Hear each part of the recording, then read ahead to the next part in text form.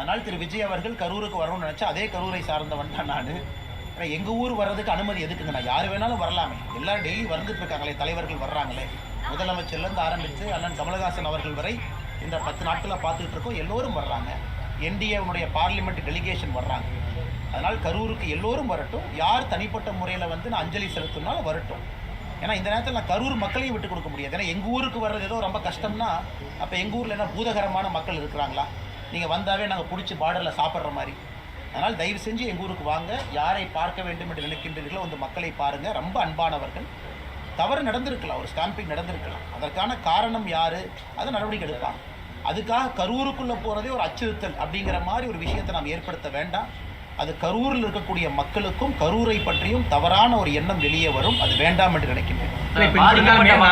நாகேந்திரன் சொல்லும்போது கரூர் சொல்லும்போது ஒரு உயிருக்கு ஆபத்து ஏற்பட வாய்ப்பு இருக்கு அப்படின்ற ஒரு கருத்துமே நீ காலத்தில் நான் மாநில தலைவரான நயினார் நாகேந்திரன் நான் பேசினதை நான் கவனிக்கலைங்களா? ஐம் சாரி, நான் கவனிக்கல. என்ன பத்திரிகை நண்பர்கள்ட்ட பேசினாங்க. நான் கோயம்புத்தூரில் இப்போ தான் நேரடியாக அங்கே வர்றேங்கன்னா. அதனால் ஒரு கரூர்காரனாக தமிழ்நாட்டினுடைய இந்த மண்ணினுடைய மைந்தனாக நான் சொல்வது, நம்ம ஊருக்குள்ளே யார் வேண்டுமானாலும் எங்கே வேணாலும் போகலாம். புதுசாக நாம் ஒரு குவாலிட்டி ஆரம்பிக்க வேண்டாம்.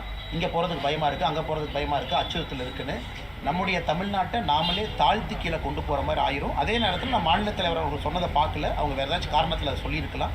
அதனால் தயவு செஞ்சு என்னுடைய பேச்சு யாரும் திருப்பி ட்விஸ்ட் பண்ணி பார்க்க வேண்டாங்கன்னா, கரூர் பாதுகாப்பான ஊர். தயவு செஞ்சு வாங்க, மக்களை பாருங்கள். அஞ்சலி செலுத்துவதற்கு யார் வேண்டுமானாலும் வர.